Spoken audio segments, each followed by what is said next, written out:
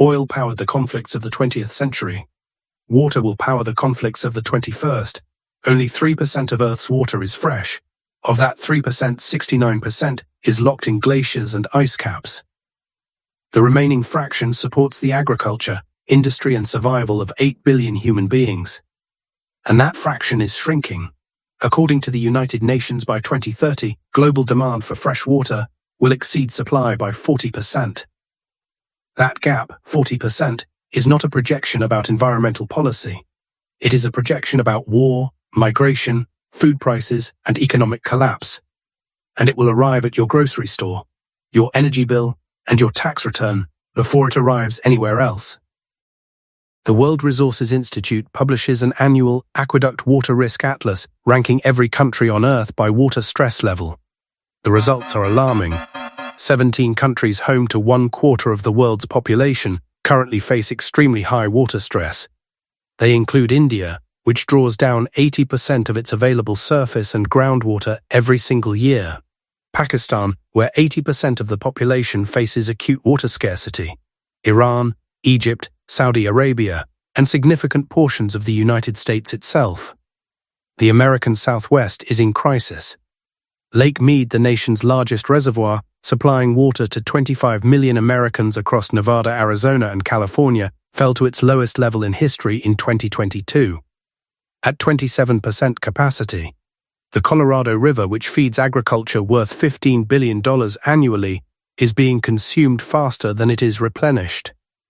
By any hydrological measure, the American West is in a water deficit that current policy is not addressing. This is not a future problem. It is a present one.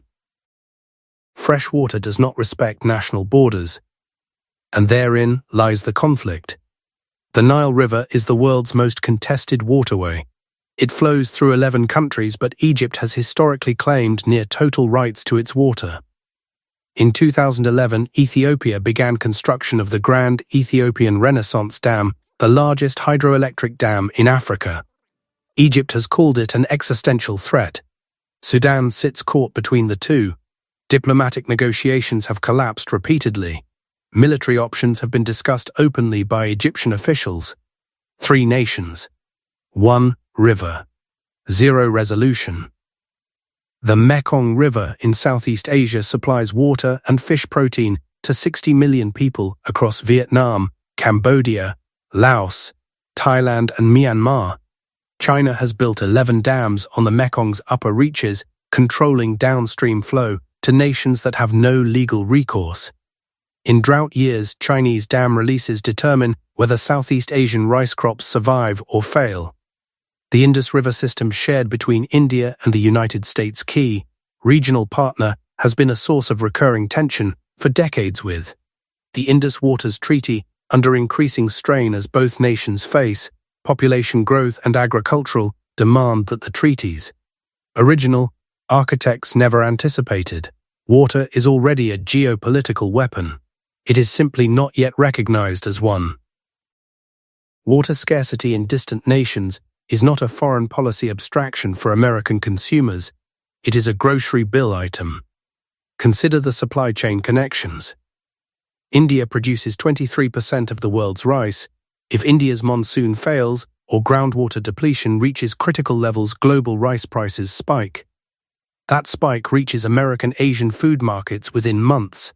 Egypt is the world's largest wheat importer. If Nile water conflicts reduce Egyptian agriculture, Egypt purchases even more wheat on global markets, driving up the same global wheat prices that Americans pay for bread and pasta. Mexico, from which the United States imports over $26 billion in fresh produce, annually faces severe aquifer depletion in its primary agricultural zones. The Sonora region, which supplies a significant portion of American winter vegetables, is drawing groundwater at rates 4 times faster than natural recharge. Water scarcity abroad concentrates agricultural production into fewer surviving regions, reducing competition, increasing prices, and making the global food system more fragile with every passing decade. 3 technological responses are reshaping the water economy with significant economic implications. Desalination, Saudi Arabia, Israel, and the UAE now produce significant portions of their fresh water by removing salt from seawater. Israel desalinates 85% of its domestic water supply, making it effectively water independent, despite existing in one of the world's most water-scarce regions. The cost of desalination has fallen 75% over the past 20 years, but it remains energy-intensive and therefore expensive at scale. Precision agriculture. Technologies that reduce water use per unit of agricultural output, drip irrigation, soil sensors, AI-driven crop management, are reducing water consumption in high-income agricultural nations. The USA's Central Valley, one of the world's most productive farming regions, is piloting widespread precision irrigation systems. Water markets. Australia, facing severe water scarcity, created tradable water rights in the 1990s. Water is now bought and sold like a commodity. Economists argue this is the most efficient allocation mechanism. Critics argue it allows wealthy buyers to price small farmers out of water access entirely. The fundamental equation does not change. Demand is rising. Supply is fixed. And the countries that solve this equation will have an economic advantage the 21st century has not yet fully priced. The 20th century's great resource conflicts were fought over oil. Oil is finite, but it can be replaced by solar, wind, and nuclear power. Fresh water cannot be replaced. There is no synthetic alternative. There is no import substitution. The water that exists on Earth today is the water that will exist in 2100. The nations that secure it through technology, diplomacy, and infrastructure will hold an economic advantage that no military budget and no trade agreement can replicate. And the nations that fail too will export their crises to every country connected to them by a supply chain.